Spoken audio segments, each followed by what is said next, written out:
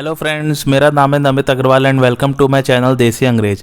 आज मैं जिस टीवी सीरीज़ की बात करने जा रहा हूं, इसका जॉनर है मिस्ट्री और थ्रिलर और सस्पेंस, और इस सीरीज़ का नाम है ट्रू डिटेक्टिव। मेरी तरफ से रिकमेंडेशन इसके लिए मस्ट वॉच है, बल्कि इससे भी ज़्यादा है, मस्ट वॉच है। ज़रूर देखिए इस सीरीज़ को, बहुत ही बढ़िया सीरीज़ है। इसके डिस्क्रिप्शन की बात करते हैं। जैसा कि आपको नाम से ही पता चल रहा होगा कि इसमें डिटेक्टिव स्टोरीज दिखाई गई है। और आगे बढ़ने से पहले आप लोग जल्दी से मेरे चैनल को सब्सक्राइब कर लीजिए जिन्होंने नहीं किया है, ताकि आपको और भी टीवी सीरीज़ के रिव्यू के नोटिफिकेशन मिल सके। तो आगे बात करते हैं। इसमें डिटेक्टिव स्टोरीज दिखाई गई है, लेकिन इसमें जो अलग अलग डिटेक्टिव स्टोरीज हैं वो हर एपिसोड में नहीं रहती। यानी कि कोई क्राइम होता है सीजन के शुरुआत में और फिर पूरे सीजन में उसको डिटेक्टिव सॉल्व करते हैं। अब आप सोचेंगे कि इसमें ऐसा क्या अलग है जो मैंने इसे मस्ट वॉच वाला रिकमेंडेशन दिया है। तो उससे पहले मैं आप लोगों से ये पूछना चाहता हूँ कि क्या आप लोगों ने क्रिस्टोफर नोलन की बैटमैन देखी है, या फिर ह्यूग जैकमैन की प्रिजनर्स वाली मूवी देखी है, या फिर बेन अफ्लेक की गॉन गर्ल वाली मूवी देखी है, या फिर डैनियल क्रेग की the girl with the dragon tattoo देखी है। इवन जो रिसेंटली बैटमैन वाली मूवी आई है जिसमें रॉबर्ट पैटिंसन बैटमैन है, वो भी एक अच्छा उदाहरण है। इन सब का नाम मैंने इसलिए लिया क्योंकि कुछ ही ऐसी रेयर हॉलीवुड फिल्में हैं जिनमें बहुत ही बारीकी से किसी भी केस को इन्वेस्टिगेट किया जाता है और फिर एक प्याज की तरह केस की परतें खुलती चली आती हैं। इवन हमारे बॉलीवुड में भी ऐसी ज़बरदस्त फिल्में हैं, जैसे कि विद्या बालन की कहानी, विक्रांत मासे की फॉरेंसिक, देव आनंद साहब की पुरानी वाली सीआईडी, अक्षय कुमार की कठपुतली, राजकुमार राव के हिट, और मेरी सबसे फेवरेट है अजय देवगन की दृश्यम। तो अगर आपने इनमें से कोई भी मूवीज़ देखी है तो आप समझ ही सकते हैं इस सीरीज़ का लेवल। ये सीरीज़ वैसी ही है। इसमें डिटेक्टिव शब्द तो आपको समझ में आ ही गया होगा। अब उसके सामने जो ट्रू वर्ड लगा है ना, बस उसी का महत्व है सीरीज़ में। इसमें डिटेक्टिव्स काफ़ी गहराई से केसेस को इन्वेस्टिगेट करते हैं, और इस सीरीज़ में एक्टिंग, राइटिंग, सिनेमेटोग्राफी और डायरेक्शन बेमिसाल है। सीरीज थोड़ा सा स्लो चलती है, बट उसका भी रीज़न है। ये काइंड ऑफ भूमिका बांध रहा होता है पूरे सीजन में, ताकि लास्ट में एक बड़ा सा खुलासा किया जा सके, और वो आप लोग को एकदम चौंका देगा। और ऑब्वियसली ये एक डार्क सीरीज़ है। वैसे तो आप लोग सारी मूवीज़ का नाम सुन के ही समझ गए होंगे कि ये कैसी सीरीज़ है, बट फिर भी डार्क का मतलब है कि ये बहुत ही सीरियस, इंटेंस, ग्रिटी सीरीज़ है। इसमें भर भर के सस्पेंस, थ्रिलर और मिस्ट्री है, और केसेस तो ऑसम है। मतलब आप लोग जो भी सोच रहे होंगे टीवी सीरीज़ देखते वक्त, उससे बिल्कुल अलग ही कुछ कहानी निकलेगी। अच्छा, एक बात और, इसमें बहुत बड़े बड़े हॉलीवुड के सुपरस्टार्स ने काम किया है। जैसे पहले सीजन में मैथ्यू मैककॉनहे, वुडी हैरेल्सन और अलेक्जेंडर डडारियो और मिशेल मोनागन है। सेकंड सीजन में कोलिन फेरल, विंस वॉन और रेचल मैकएडम्स है। थर्ड सीजन में महर्शला अली, स्टीफन डॉर्फ और स्कूट मैकनेरी है। तो इसकी कास्ट बहुत महंगी और एक्सपेंसिव है। और जैसे मैंने ब्लैक मिरर के रिव्यू वाले एपिसोड में आप लोगों को बताया था कि उसमें भी कई सुपरस्टार्स ने काम किया है, वैसे ही इसमें भी काफ़ी सुपरस्टार्स ने काम किया है। इसके अभी 3 ही सीजन्स आए हैं और चौथा सीजन प्रोडक्शन में आ चुका है, और हर सीजन में 8 एपिसोड है। अब थोड़ा थोड़ा हर सीजन की कहानी की बात कर लेते हैं। तो पहले सीजन में 2 डिटेक्टिव्स दिखाए हैं। एक का नाम है रस्टिन कोल, उसे सब रस्ट कहकर बुलाते हैं, और उनका रोल निभाया है मैथ्यू मैककॉनहे ने। और दूसरा डिटेक्टिव है मार्टिन हार्ट, और उन्हें सब मार्टी कहकर बुलाते हैं, और उनका किरदार निभाया है वुडी हैरेल्सन ने। और इन दोनों की एक्टिंग बहुत ही ज़बरदस्त है, खासकर मैथ्यू मैककॉनहे की। तो इन दोनों ने एक लड़की का मर्डर इन्वेस्टिगेट किया था 1995 में, और अब 17 साल बाद फिर से ये केस रीओपन होता है, और उसके साथ और भी जो इससे रिलेटेड केसेस थे जो 1995 में अनसॉल्व्ड थे, वो भी इनके सामने आके खड़े हो जाते हैं। थोड़ा सा और विस्तार में बात करते हैं।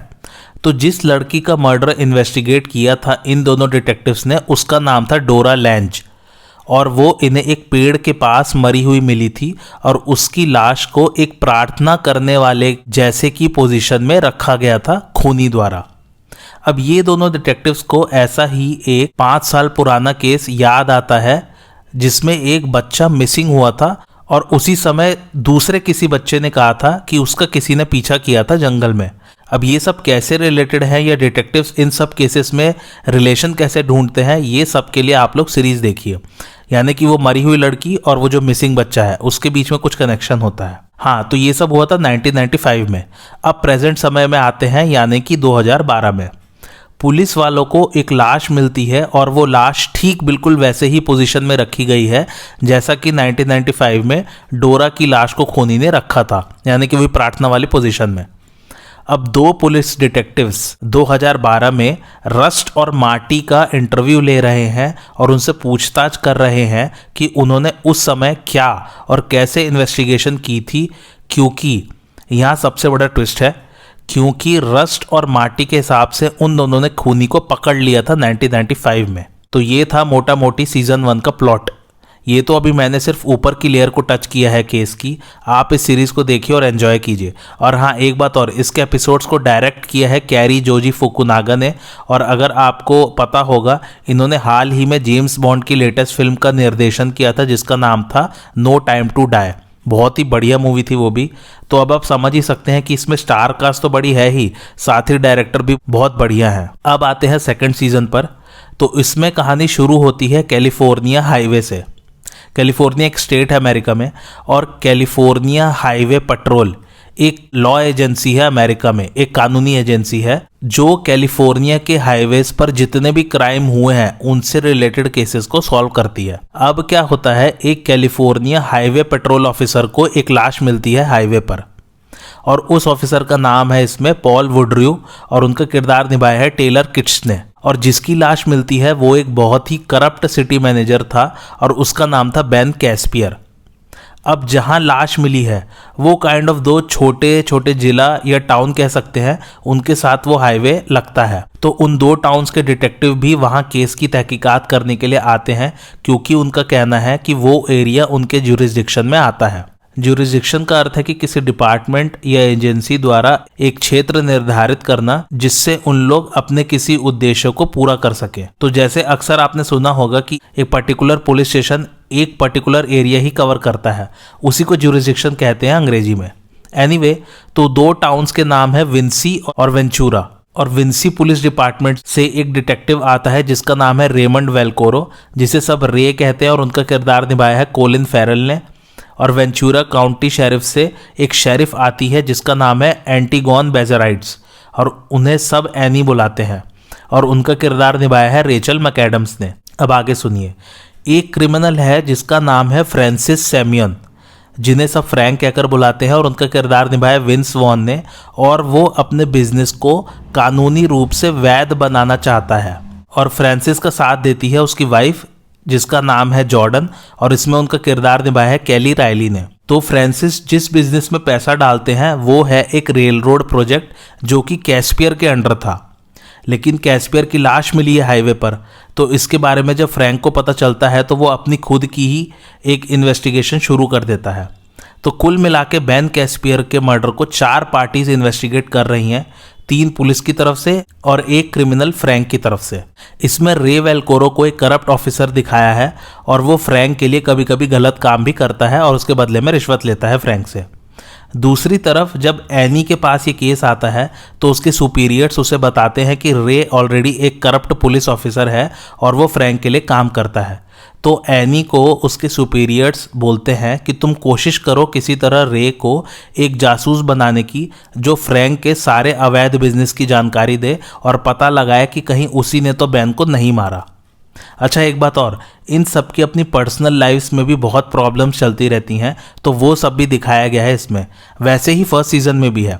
फर्स्ट सीजन में रश और मार्टी के पर्सनल लाइफ्स में क्या चल रहा है और उसका केसेस पर कैसे इम्पैक्ट होता है, वो सब भी एक्सप्लोर किया गया है। इस सीजन में भी बहुत कुछ होता है केस से रिलेटेड। अब आते हैं थर्ड सीजन पर। थर्ड सीजन सेट है ओजार्क्स नाम के एरिया में, और ये आर्कनसास और ओक्लाहोमा के स्टेट में आता है। इसमें 3 अलग अलग टाइम पीरियड्स दिखाए गए हैं और इसमें 2 गुमशुदा बच्चों की तहकीकात चल रही है। इसमें भी 2 डिटेक्टिव्स दिखाए गए हैं। पहले डिटेक्टिव है वेन हेस, जिसका किरदार निभाया है मेहरशला अली ने, और दूसरा डिटेक्टिव है रोलैंड वेस्ट, जिसका किरदार निभाया है स्टीफन डॉर्फ ने। इसमें जो 3 टाइम पीरियड्स हैं जिसमें कहानी को दिखाया जाता है वो है 1980 का साल, 1990 का साल और 2015 का साल। तो 1980 में 2 बच्चे, एक्चुअली में ये दोनों भाई बहन दिखाए गए हैं, 2 बच्चे विल और जूली परसेल अपने मम्मी पापा से कहकर जाते हैं कि वो लोग प्लेग्राउंड में खेलने जा रहे हैं अपने दोस्त के साथ। लेकिन विल और जूली कभी वापस ही नहीं आते। तो फिर ये केस जाता है वेन और रोलैंड वेस्ट के पास। पूछताछ शुरू होती है और वेन विल के इंग्लिश टीचर से मिलता है जिसका नाम है इसमें अमेलिया रियरडन। अल्टीमेटली केस अनसॉल्व ही रह जाता है। ये फिर से ओपन होता है 1990 में, जब जूली के फिंगरप्रिंट्स एक दवाई दुकान में मिलते हैं जहां पर चोरी हुई है। तो रोलैंड वेस्ट वेन को बताता है कि जूली अभी भी जिंदा है। फिर आते हैं 2015 में, अभी भी केस सॉल्व नहीं हुआ है। अभी क्या हुआ है 2015 में, जो विल की इंग्लिश टीचर थी अमेलिया, वो मर चुकी है और वेन का इंटरव्यू कर रहा है एक टीवी प्रोग्राम इसी केस से रिलेटेड। तो बस ऐसे ही ये कहानी 3 टाइम पीरियड्स में आगे पीछे चलती रहती है। मस्त कहानी है सीजन की भी। प्रोडक्शन के बारे में कुछ खास बात करने को नहीं है, देखने के मैंने सारे रीज़न बता ही दिए हैं। मेरा रिकमेंडेशन मस्ट वॉच है, ज़रूर देखिए और इसको आनंद फानंद में मत देखिएगा, आराम से टाइम निकाल के देखिए। सब कुछ अच्छा है इस सीरीज़ में। एक्टिंग तो सभी एक्टर्स की लाजवाब है, और हो भी क्यों ना, सब के सब ऐसे ही थोड़ी ना सुपरस्टार्स हैं हॉलीवुड के। और हाँ, एक बात और, इसने best series, best writing, best acting और भी कई कैटेगरीज में ढेर सारे अवार्ड्स जीते हैं। Emmy awards, golden globe awards, people's choice awards, critics choice awards, writers guild of America awards, बहुत सारे। अब कुछ फैक्ट्स की बात करते हैं। पहला फैक्ट यह है कि मैथ्यू मैककॉनहे ने अपने रोल रस्टिन कोल को प्रिपेयर करने के लिए 450 पन्नों की एक एनालिसिस तैयार की थी, और उस एनालिसिस में उनका कैरेक्टर कैसे इवॉल्व होता है वही सब लिखा हुआ था। दूसरा फैक्ट यह कि इसके फर्स्ट सीजन के एवरेज व्यूअर्स थे 11.2 मिलियन। ये बैंड ऑफ ब्रदर्स वाली सीरीज के बाद सबसे ज़्यादा देखा जाने वाला फर्स्ट सीजन रहा है HBO नेटवर्क पर। हम बात कर रहे हैं इसके सिर्फ फर्स्ट सीजन की, और बैंड ऑफ ब्रदर्स का भी रिव्यू मैंने दिया है आपको इसी चैनल पे। तीसरा फैक्ट यह कि पहले इसे एक टीवी मिनी सीरीज़ बनाने वाले थे। मिनी सीरीज़ का मतलब होता है कि उसमें बस एक ही सीज़न रहता है और लिमिटेड नंबर ऑफ एपिसोड्स रहते हैं उसमें। लेकिन फिर ये शो इतना हिट हुआ कि प्रोड्यूसर्स ने इसे एक एंथोलॉजी शो में कन्वर्ट कर दिया, यानी कि हर सीज़न में अलग अलग कहानियाँ। चौथा फैक्ट ये कि सीजन 1 में मैथ्यू के किरदार को नास्तिक दिखाया गया है और वुडी हैरेल्सन के किरदार को क्रिश्चियनिटी में बिलीव करने वाला, जबकि असल जिंदगी में उल्टा है। मैथ्यू की भगवान में आस्था है जबकि वुडी हैरेल्सन नास्तिक हैं। पांचवा फैक्ट यह कि पूरा फर्स्ट सीजन सिर्फ और सिर्फ निक पिज़ोलाटो ने लिखा है, बिना और किसी राइटर की मदद से।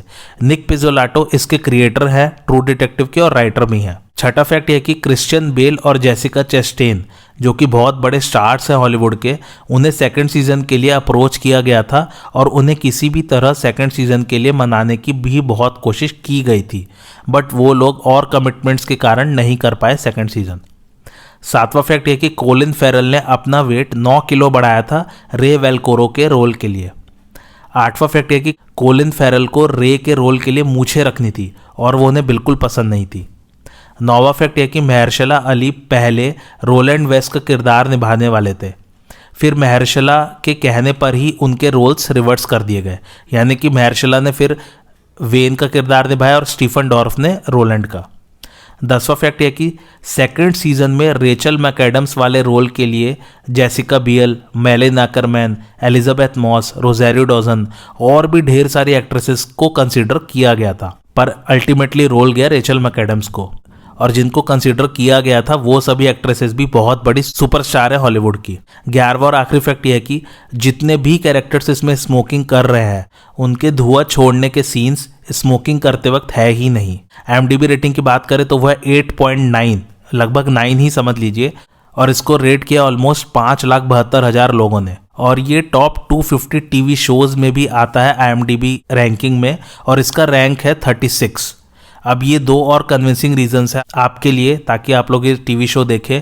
9 की रेटिंग है और टॉप 50 में ही आता है काइंड ऑफ, क्योंकि इसका रैंक 36 है। मेरा रिकमेंडेशन मैंने बता ही दिया है, मस्ट वॉच है, बहुत ही बढ़िया सीरीज़ है, वाकई में डिटेक्टिव सीरीज़ है। आप लोग को मज़ा आएगा देखते वक्त और एकदम बांधे रखेगी कहानी आपको। और आपको आज का रिव्यू कैसा लगा मुझे कमेंट करके ज़रूर बताइए, और आप और किस किस टीवी सीरीज़ का रिव्यू देखना चाहते हैं वो भी मुझे कमेंट करके ज़रूर बताइए। और मेरे चैनल देसी अंग्रेज को लाइक, शेयर और सब्सक्राइब ज़रूर कीजिए। Thanks for watching.